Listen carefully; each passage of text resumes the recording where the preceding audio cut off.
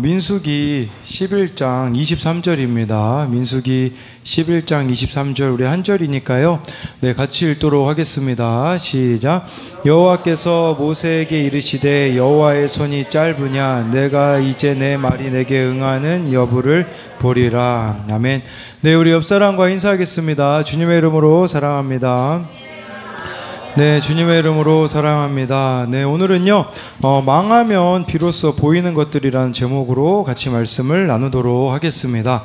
어느 방송에서요 이 범죄자를 다루는 프로파일러에게 이렇게 연예인이 질문을 해요. 무슨 질문을 하냐면, 지금까지 수많은 범죄자들을 보셨지만 사람은 고쳐 쓰는 게 아니다라는 말에 공감을 하십니까? 라고 묻자 이분이 그런 얘기를 솔직하게 하더라고요. 뭐라고 이야기하냐면, 실제로 그렇게 크게 변화되는 경우를 잘 보지는 못했다라고 하지만 그녀가 좀 다른 사람들에 대해서 달라지게 된 계기가 있었다고 해요. 그것은 뭐냐면, 제임스 펠런 박사가 쓴 괴물의 심연이라는 책에 보면요, 이분이 뇌과학자거든요. 근데 어느 날 자신의 뇌와 사이코패스의 뇌를 비교해 봤더니 일치했다는 사실이에요. 그러니까 사이코패스나 뇌과학자인 자신의 이렇게 뇌가 일치하고 심지어 자신의 DNA까지 조사를 해봤는데요, 자기 DNA 안에 공격성 유전자가 존재했다고 합니다. 심지어 자신의 선조들을 살펴보니 선조들 중에 살인자가 많았다고 합니다. 그러면서 이 뇌과학자가 뭐라고 이야기하냐면, 자신이 사이코패스가 맞다고 인정을 했습니다. 그런데 이렇게 이야기를 했대요. 사이코패스는 장전된 총과 같다. 방아쇠를 당기는 것은 환경이고 주변 사람들의 영향력이 있다라는 거예요. 무슨 말이냐면, 자기가 사이코패스지만 환경과 다른 사람의 영향력으로 인하여서 다른 삶을 살아가고 있다라는 것이겠죠. 근데 사실 우리는 다 같은 DNA를 갖고 있지 않습니까? 그 DNA가 죄인의 DNA인데, 저는 이게 이렇게 들리더라고요. 죄인은 장전된 총과 같다. 그래서 저와 여러분들이 죄인이기 때문에 수시로 우리가 혈기가 나오고 수시로 분노가 폭발해지는 일들이 얼마나 많이 있습니까? 그렇다면 이 방아쇠를 당기지 않는 방법이 무엇이겠습니까? 그것은 바로 겸손한 환경, 그리고 죄인됨을 이렇게 고백하는 공동체가 대안이 아닐까라는 생각을 하게 되었습니다. 겸손한 환경이 무엇이겠습니까? 사실 이 겸손한 환경은요, 내가 망한 것 같고 실패한 것 같고 그 가운데 있을 때 나의 죄인됨을 보게 되어진다면 오히려 새롭게 시작할 수 있는 기회라는 사실이에요. 1000명이 넘는 교회를 목회하시는 분을 제가 2달 전에 만난 적이 있거든요. 그 목사님은요, 교회를 지키시기도 힘들고 떠나시기도 힘들다고 하세요. 그래서 막 사모님이 제 앞에서 막 우시더라고요. 이 교회 입장이 너무 힘들고 이제 큐티 목회를 시작하려고 하다 보니까 부교육자들이 거의 다 나갔다고 하더라고요. 이제 큐티로 제대로 시작하려고 하니 교육자들이 다 나가고, 이 목사님은 토요일마다 1000명 되는 교회인데도요, 화장실 청소를 본인이 스스로 하시면서 저에게 그렇게 이야기를 하시더라고요. 이 겸손한 환경이 나에게 있기 때문에 하나님 앞에서 겸손히 나아갈 수 있다고 하더라고요. 어찌 보면 아무도 나를 알아주지 않는 그 인정받지 못함의 상황들이, 내가 실패자라고 여겨지는 그 상황들, 망하는 사건들이요, 우리를 겸손케 만드는 것이라는 것을, 그리하여서 새롭게 시작할 수 있는 기회라는 것을 아셨으면 좋겠습니다. 오늘은요, 이 망하면 비로소 보이는 것들 3가지를 나눌 텐데요. 첫 번째는요, 망하는 사건을 통해서 보아야 하는 것은 나의 악한 마음입니다. 우리 민수기 11장 1절 말씀을 읽도록 하겠습니다. 시작. 여호와께서 들으시기에 여호와의 불을 그들 중에 붙여서 진영 끝을 사르게 하시매.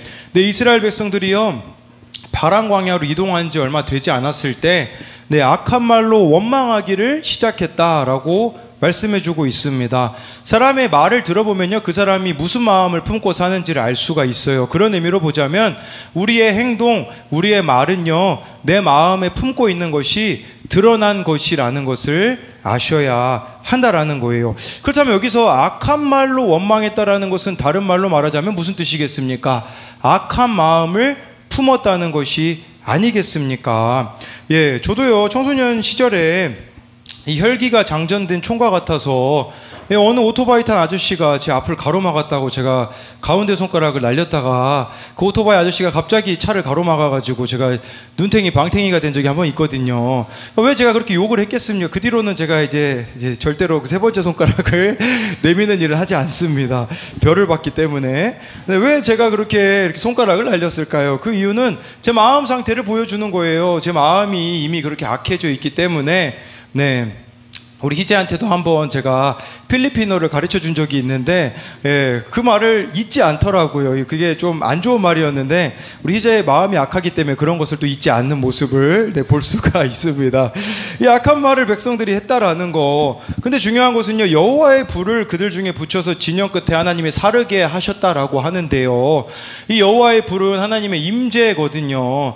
저와 여러분들이요, 하나님의 이 두 가지가 있는 것 같아요. 하나님의 불은요. 하나는 저와 여러분들이 하나님의 임재 가운데 거하게 되어지면 여호와의 불이 내 악한 마음을 태우는 것이죠. 그러나 내 악한 마음이 태워지지 않으면요, 이런 심판과 같은 사건을 통해 나를 태우는 것과 같은 그런 경험들을 할 수밖에 없다라는 것이겠죠. 우리가 하고 있는 악한 말이 뭐가 있는가 한번 생각해 봤으면 좋겠어요. 뭐 이런 말이 있겠죠. 나는 죽어도 누구누구를 용서하지 못해 라고 이렇게 이야기하는 거, 그게 악한 말이 아니겠습니까? 누군가에 대해서 고정관념을 가져가지고요, 어떤 사람을 향한 나의 안 좋은 감정을 바꾸려고 하고 있는 거, 그게 악한 마음이 아니겠습니까? 그러니까 저와 여러분들이요, 마음이 바뀌지 않으면 그것이 악한 것임을 알아야 한다라는 것이에요. 어제 이 말씀을 가지고 그 켈라워시 멤버들하고 이렇게 말씀을 나눴는데, 한 청년이요 자신에게 있는 악한 마음을 이야기했습니다. 그 악한 마음은 뭐냐면, 어린 시절부터 교회 반주를 하다 보니까요, 반주 짬밥이 좀 오래 찼다고 해요. 그러다 보니까 연습을 안 해오는 거예요. 안 듣고 와도 그냥 칠 수가 있는 거죠. 이게 자신의 악한 마음이다 라고 이야기를 했어요.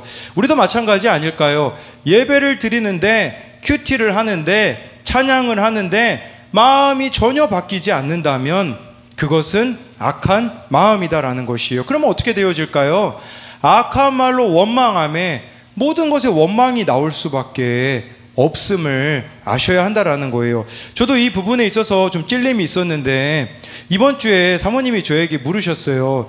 그 백성호 청년이 예배 전에 뭐 하는 거냐 이제 이렇게 물어보시더라고요. 그러니까 앞에서 이제 이렇게 음향을 체크하는 건데, 이제 그게 어떤 행동인지 몰라서 이렇게 설명을 드렸는데, 그때 우리 백성호 청년이 싱어별로 음향을 체크하기 위해 이렇게 확인을 하는데요. 어른 예배 시작하기 전에, 대예배 시작하기 전에도 체크를 하고요. 청소년부 예배를 시작하기 전에도 그 찬양팀 연습 시작 전에 체크를 하거든요.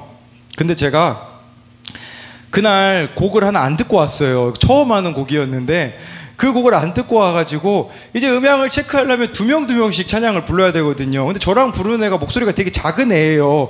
그래서 제가 이제 네 번째 곡을 안 듣고 왔으니까 백성호 청년에게 첫 번째 곡으로 하자 이제 이렇게 이야기를 했거든요. 그랬더니 안 된대요. 네 번째 곡으로 해야 된대요. 제가 안 듣고 온 곡으로. 예, 그래서 제가 또 이 악보를 오랫동안 보아온 짬밥이 있지 않습니까? 그래가지고 대충 이렇게 악보를 보고서는 티가 안 나게 잘 떼워 넘기긴 했는데요. 회개했습니다. 정말 저에게 맡겨진 이 자리들, 성령의 임재가 나를 사로잡도록 내어드려야 되는데, 그냥 이 매너리즘에 빠져가지고요, 그냥 예배를 드려도 찬양을 드려도요, 전혀 내 안에 변화가 없는 그 모습을 보게 되었던 것이에요. 우리도 이와 마찬가지 아는가 한번 돌아봐야 돼요. 하나님을 진짜 섬기고 있는가, 아니면 내가 섬기는 척만 하고 있는가를 돌아보셔야 한다라는 것이에요.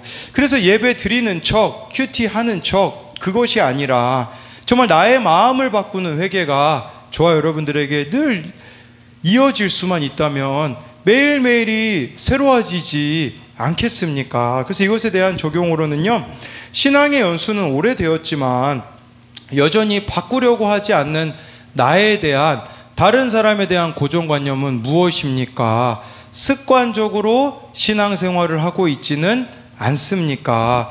두 번째로 망하는 사건을 통해서 보아야 하는 것은 나의 탐욕입니다. 민수기 11장 4절부터 6절까지를 같이 읽도록 하겠습니다. 시작. 그들 중에 섞여 사는 다른 인종들이 탐욕을 품음에 고기를 주어 먹게 하랴. 우리가 애굽에 있을 때에는 값없이 생선과 오이와 참외와 부추와 파와 마늘들을 먹은 것이 생각나거늘 이제는 우리 기력이 다하여 이 만나 외에는 보이는 것이 아무것도 없도다 하니. 이스라엘 백성들 중에요, 섞여 있는 다른 인종들이 있었다고 4절 말씀에 보면 나와 있어요. 이게 출애굽할 때요, 이스라엘 백성들만 출애굽하지 않았습니다. 다른 인종들, 잡족들도 함께 출애굽을 했다는 것이에요. 근데 이 다른 인종들이요, 교회 안에도 있습니다. 어떤 사람들일까요?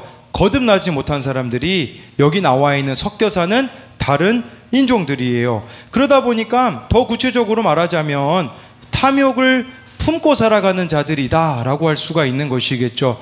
탐욕을 품는다라는 것은 무엇을 말하는 것일까요? 내가 내 인생의 주인이 되어가지고요, 5절에 애굽에 있을 때는 값없이 생선, 오이, 참외, 부추, 파, 마늘들을 먹은 것이 생각난다 라고 이렇게 말하는 것처럼요. 근데 여러분, 이게 값없이 사실 이걸 이집트에서 이스라엘 백성들이 먹었을까요? 아니에요. 노예였기 때문에 먹었습니다. 그렇다면 뭘 말하는 걸까요? 내가 내 인생의 주인이 된다라는 것은요, 사탄의 노예가 되어서 사는 것임을 알아야 한다라는 것이에요. 내가 내 인생의 주인이기 때문에 여전히 세상 것들이 그리워지는 거예요. 그래서 그 세상에서 내가 즐겼던 것들이 여기 나와 있는 생선, 오이, 참외, 부추, 파, 마늘과 같은 것들이 아니겠습니까? 그런데요, 왜 우리가 이 탐욕에 넘어갈까요? 탐욕에 넘어가는 이유는요, 내 자신이 나로 가득 차 있기 때문이라는 것이에요. 제가 어제 이제 예찬이랑 한결이랑 이 온천천에 갔는데, 저희는 여러 목적으로 이렇게 온천천에 갑니다. 이제 두꺼비가 출몰할 시점에 두꺼비 잡으러 그때 은성이랑 갔다가, 은성이가 이제 맨손으로 그 두꺼비를 잡더라고요. 그래서 놀랐는데, 잠자리를 잡으러 간 적도 있고, 어제는 우리 예찬이가 물고기 잡으러 가자고 그래가지고요, 저희 집에 원래 그 물고기 한 4마리인가요? 5마리 키웠는데 한 마리 살아있거든요. 그래서 여기 손가락 하나만한 물고기, 뭐 구피라고 하나요? 아무튼 그 물고기가 있는데 우리 찬이가 그렇게 얘기하더라고요. 아빠, 온천천 갈 때 그 구피에게 주는 밥 가지고 가자. 그렇게 얘기를 해가지고 막 올라가가지고 그 요만한 물고기에게 주는 그 밥을 갖고, 밥 그 크기가 얼마나 작겠어요. 그냥 거의 뭐 먼지 수준이에요. 그거를 가지고서는 온천천에 가가지고요, 열심히 제가 뿌렸거든요. 물고기들이 반응을 했을까요? 안 했을까요? 한 마리도 반응을 안 해요. 아마 물고기도 안 보이는 것 같아요. 그게 너무 작아가지고요, 너무 이 크기가 작으니까 안 되겠다 싶어서 저희가 한 마리도 못 잡았거든요. 그래서 우리 이제 다이소 가서 이제 금붕어용으로 사서 조금 더 큰 거를 사긴 했어요. 뭐 이걸로 안 잡히면 떡밥도 가지고 가야겠죠. 제가 그걸 보면서 참 무슨 생각을 하게 됐냐면, 정말 내가 내 인생의 주인이 아니면, 예수 그리스도가 내 삶의 주인이면요, 그냥 어떤 유혹들이 그 구피에게 주는 그 떡밥, 이 밥과 같이 보이는 거예요.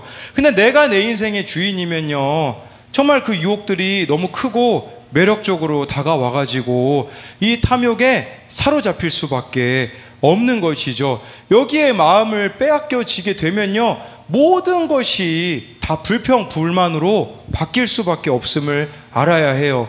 왜 나의 가정은 이러할까? 왜 나의 삶은 이러할까? 라고 우리가 자꾸 그렇게 후회하는 인생이 되는 것이겠죠. 그렇기 때문에 내 안에 있는 이 탐욕을 없애기 위해서는요, 예수님이 주인인 삶으로 나아가야 돼요. 그래서 우리가 날마다 회개를 하라고 하는 것은요, 늘 우리는 이 주도권 싸움이 있어요. 내가 늘 주인 되고자 하는, 지금 이 시대 사람들 자기가 자기 인생의 주인이 돼서 탐욕을 품고 살아가는 게 얼마나 끔찍한 삶인지 아셔야 돼요. 제가 이번 주에 어느 방송을 봤는데요, 이 아내가 이제 나오셔가지고, 아내 되시는 분이 나오셔서 암 말기라고 해요. 지금 암 말기인데요, 암 말기 판정을 받고선요, 남편이 이혼하자고 했대요. 그래가지고 혼자서 투병하고 있고, 자녀도 혼자서 한 명 그 자녀를 키우고 있는데요, 왜 그렇게 이혼을 하게 됐냐면, 그 암 암이 진단 받자마자 2달 만에 새로운 여자가 생겨가지고 바람을 피다가 이분에게 뭐라고 이야기하냐면요, 그 아내 되시는 분에게 자기가 그 바람핀 여자에게 그런 이야기를 했다고 해요. 어차피 내 아내 오래 못 산다, 그러니까 이제 나랑 만나자, 그런 식으로 이야기하고 있는 얼마나 끔찍한 삶이라고 할 수 있는 것이 아니겠습니까? 탐욕에 붙들리게 되어지면요, 아무것도 안 보입니다. 아무것도 안 들리고요, 제일 중요한 것은요, 경계선 자체가 없어지게 되어지는 것이에요. 저에게도 이번 주에 그 탐욕이 있었었는데, 그것은 뭐냐면 제가 이 제가 그 QTM에 이제 영상이 올라왔잖아요. 그러니까 이게 진짜 이러면 안 되는데 자꾸 몇 명이 봤나 막 이거 되게 신경 쓰이더라고요. 그래서 이거 조회수 왜 이렇게 안 올라가지 막 이런 생각도 들고, 그러다 보니까 누가 또 댓글 남겼지 막 이런 것도 보게 되어지고, 다른 목사님들 올라오는 거 보니까요, 댓글 남긴 목사님들이 아무도 없더라고요. 저만 댓글 열심히 남기고 있더라고요. 그냥 탐욕에 붙잡혀가지고 몇 명이 이거 보고 있나. 그러다 보니까 쓸데없이 비교의식만 이렇게 올라오고 감정 소모가 일어났어요. 그러니까 탐욕이 오면요, 모든 게 다 제자리에서 벗어나게 되어지더라고요. 아무리 좋은 것이라고 해도요, 그게 더 이상 좋은 게 아니더라고요. 회개를 하니까요, 제자리를 찾아가더라고요. 아, 내가 이 영상에 나온 것은 내가 인정받기 위함이 아니라, 조회수가 늘어나는 게 중요한 게 아니라, 이걸 가지고 한 명이라도 더, 이제 10월 달에 그 목회자 세미나가 있는데 거기에 한 명이라도 다른 목사님들이 오실 수 있도록 해야겠다 싶어서 오늘 아침에 회개하고 나니까요, 떠오르는 목사님이 있어가지고 그 영상을 보내드리면서 이렇게 오시라고 이야기를 했거든요. 이렇게 저에게는 좋은 거지만 탐욕이라는 것이 거기에 있을 때 다른 방향으로 쓰여지는 것을 보면서 저와 여러분들에게도 하나님이 얼마나 많은 좋은 것들을 허락하셨습니까? 그러나 내가 내 인생의 주인이 되어지면요, 다른 길로 갈 수밖에 없음을 보아야 한다라는 것이에요. 그러나 하나님이 우리의 인생의 주인이라면요, 6절 말씀이 반대로 되어질 거예요. 이 만나가 우리에게 전부입니다라는 고백이 나오지 않겠습니까? 하나님이 주시는 은혜로만 만족하고 살아가고 하나님이 내 인생의 전부라는 고백 속에서 살아가게 될 거라는 것입니다. 그래서 이것에 대한 적용은요, 내가 내 인생의 주인이 되게 만드는 탐욕은 무엇이 있습니까? 탐욕에 넘어가서 하나님 없는 옛 생활로 돌아가려 하고 있지는 않습니까? 네, 세 번째로요, 망하는 사건을 통해서 능력의 하나님을 신뢰해야 합니다. 민수기 11장 23절을 같이 읽도록 하겠습니다. 시작.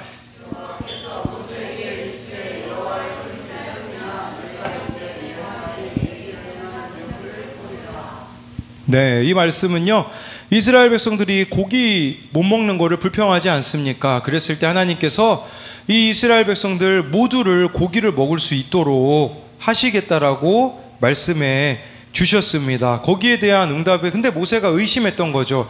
아니, 하나님, 남자만 60만 명인데 어떻게 이거 다 먹일 수 있습니까? 라고 했을 때 하나님의 대답이 뭐였었냐면, 여호와의 손이 짧으냐? 내가 능력의 하나님인데 그것도 못하겠느냐? 라고 말씀하셨다라는 거예요. 모세도요, 힘든 일이 있을 때 민수기 11장 15절에요, 이런 이야기를 했습니다. 우리 같이 보도록 하겠습니다. 시작. 주께서 내게 이같이 행하실진대 구하옵나니 내게 은혜를 베푸사 즉시 나를 죽여 내가 고난당함을 내가 보지 않게 하옵소서.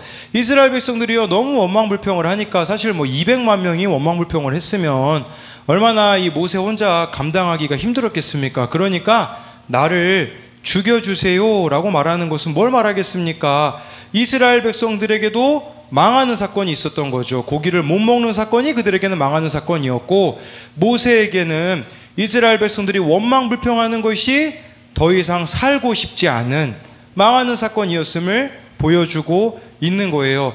저와 여러분들에게도 이럴 때가 있지 않습니까? 더 이상 살고 싶지 않을 때, 이 모세처럼요, 나를 죽여 더 이상 고난을 그만 당하게 해주세요 라고 말하고 싶을 때가 우리에게도 얼마나 많이 있습니까? 그런데요, 이때 저와 여러분들이 가져야 되는 태도는요, 다른 게 아니라 이렇게 기도하셔야 돼요. 하나님, 은혜 베풀어 주세요 라고 저와 여러분들이 나아간다면 그 이면에 능력의 하나님이 우리에게 망하는 사건을 주셨다라는 건 뭘 말하겠어요? 그걸 통해서 하실 일이 있다라는 게 아니겠습니까? 그걸 볼 수 있었으면 좋겠다라는 것이에요.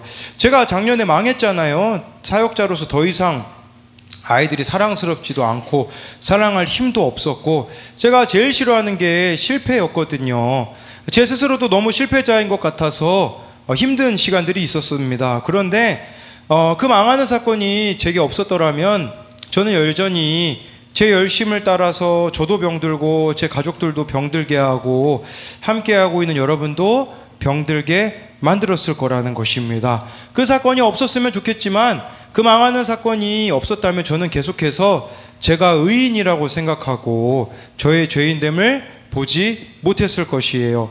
지난주 엊그제였죠. 수요일에 우리들 교회 장로님의 간증을 듣게 되었는데요.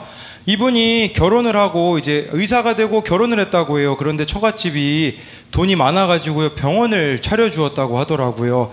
그러다가 한순간에요, 이혼을 당하고 병원에서 쫓겨나게 되었다고 해요. 빈털터리가 되어서 조그마한 원룸을 얻어 살게 되었을 때 밤에 심심해서 TV를 보는데요, 다큐멘터리에서 버려진 장애 아들을 보여주는 장면이 나오는데, 이분은 눈물이 메마른 건조한 사람인데 그 장면을 보는 순간에 눈물이 나고 주체할 수 없게 되었다고 합니다. 한참을 우셨다라고 하는데, 왜 한참을 울게 되었냐면 결혼하고 첫째 아이가 생겼는데 그때 임신 중에 머리 쪽에 장애가 있다라는 이야기를 아내가 듣고 왔다고 해요. 너무 놀라고 아니라고 부정하고 싶어서 이제 대학병원에 가서도 검사해 봤는데 아이에게 장애가 있다라는 거, 주변에 묻고 상의할 만한 사람도 없고, 이렇게 말씀으로 인도해 주는 공동체도 없어가지고요, 주변에서는 가족들은 이렇게 이야기했대요. 힘들 것 같으니까 병원에서 하자는 대로 해라 라고 해서 낙태를 했다고 합니다. 14년 결혼 생활 동안 그 일을 까맣게 잊고 세상 재미에 취해 살았는데 그 TV 한 장면에서 그 모습이 떠올라 눈물이 났고 그게 회개의 시작이었다고 합니다. 그랬을 때 이 장로님이요, 이런 고백을 하시더라고요. 생각해보면 그 아이가 보석이었다라고 말씀하시면서 우리 가정을 살릴 수 있는 사명과 역할을 위해 하나님께서 생각하셔서 보내준 아이였고, 그 아이의 수고로 우리 가정이 지켜질 수 있었는데 내가 하나님의 계획을 막았다는 게 깨달아졌다라는 거예요. 무슨 말이냐면 그 아이를 낙태하지 않았더라면 그 장애아로 인하여서 이 장로님은 이혼하지 않았을 거라는 것이에요. 정말 망하는 것과 같은 사건을 잘 겪어냈더라면 그 속에 숨겨진 하나님의 비밀들을 발견할 수 있었을 텐데 우리도 이와 같은 태도를 취할 수 있다라는 것이에요. 그렇게 되면요, 이런 망하는 것과 같은 사건들이 찾아올 때에 하나님을 외면하고 하나님의 계획은 안중에도 없는 채 살아갈 수 있다라는 것을 보여주는 것이 아니겠습니까?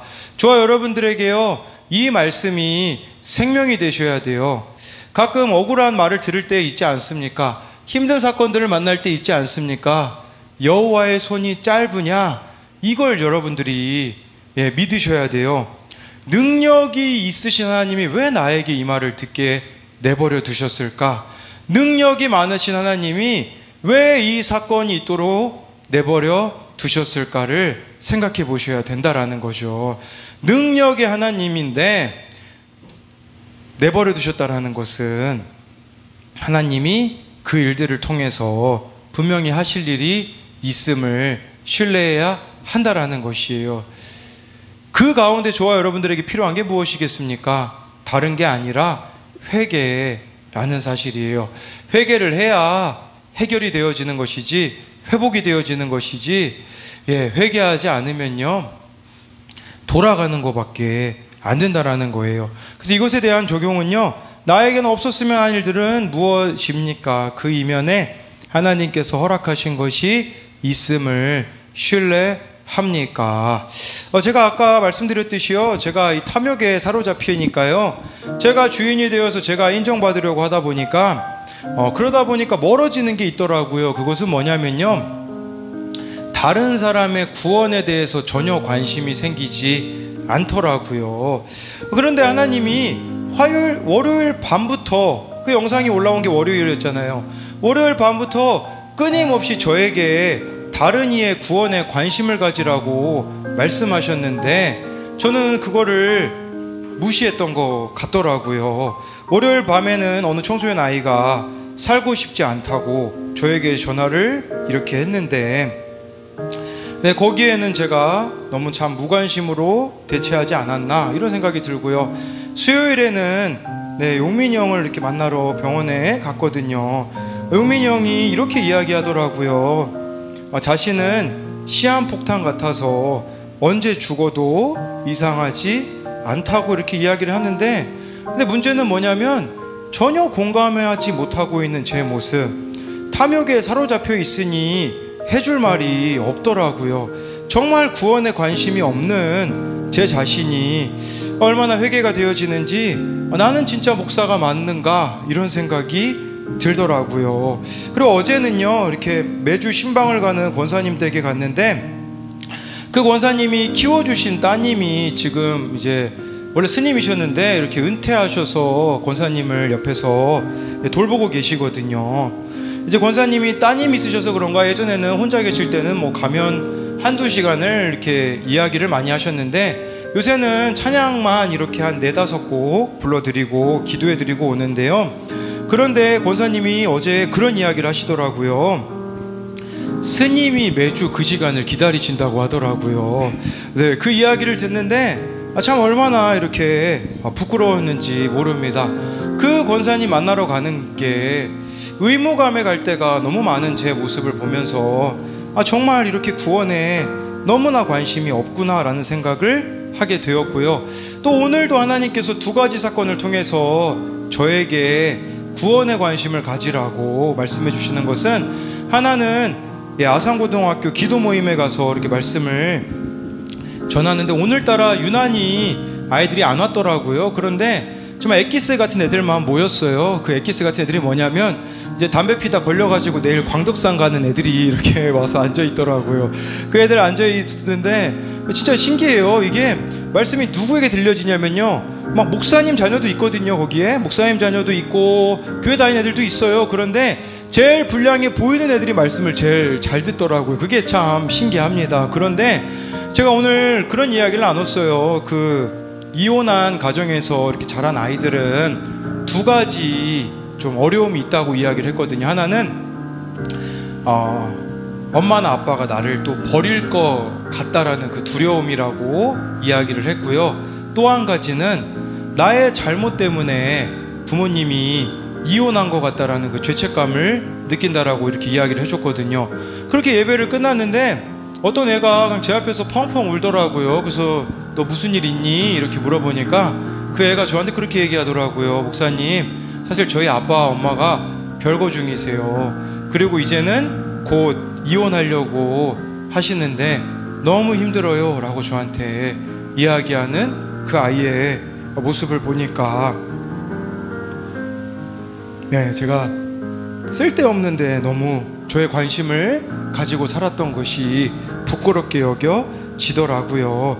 또 오늘 말씀을 준비하고 있는데요, 우리 동규한테 갑자기 연락이 왔어요. 저보고 왜 자기한테 연락을 안 하니요? 네, 그래가지고 너 들었다 엄마한테 너 잘 지낸다고. 그래서 연락 안 했다. 나는 힘든 애들만 연락한다. 이제 이렇게 얘기를 했거든요. 그랬더니 우리 동규가 수요 예배, 금요 예배, 이제 주일 예배도 아주 잘 드리고 있다고, 자기가 어떻게 해서 이런 변화가 찾아왔는지 이야기를 해주더라고요. 그 변화의 시작은 한동대에 이제 가기 전에, 포항 가기 전에 마지막으로 이곳에서 그 드렸던 금요 예배 때라고 이야기를 해주더라고요. 그래서 그때 정윤이가 이제 혼자서 기도하길래 우리 동규가 엄마한테 정윤이에게 가서 기도해 주라고. 그러니까 동규가 그 말을 왜 했냐면, 지금까지 2년 동안 자기만을 위해서 자기가 살아왔던 게 부끄럽게 여겨진 거예요. 아, 그러면 나도 좀 다른 사람에게 관심을 가져야겠다 해가지고 엄마 보고 네, 이렇게 정윤이 저기 혼자서 기도하고 있으니까 엄마가 가서 기도해 주라고 이야기를 했다고 하는데, 근데 그때 동규가 그런 얘기를 하더라고요. 다른 이에게 이렇게 관심을 가지니까 처음으로 너무 행복했다고 이야기를 하더라고요.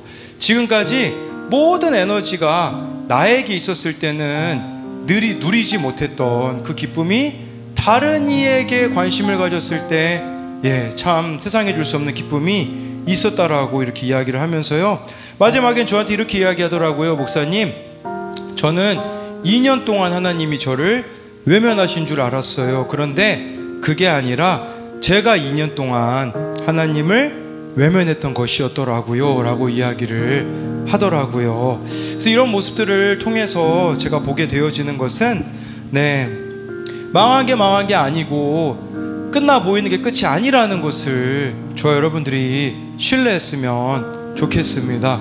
저도 참 이렇게 많은 아이들이 망한 것 같고 더 이상 소망이 없어 보이는 그 아이들이 한 명 한 명 이렇게 살아나는 모습을 통해서 제가 요새 확신하는 것은 무엇이냐면요, 제가 사실 망했을 때 작년만 해도요, 제가 그런 마음이 있었어요. 사람은 고쳐 쓰는 게 아니라고. 제가 얼마나 많이 배신을 당했습니까? 그러니까 제 마음 깊은 곳에는 사람은 고쳐 쓰는 게 아니라고, 변화되지 않는다라고 제가 작년까지만 해도 단정 지었거든요.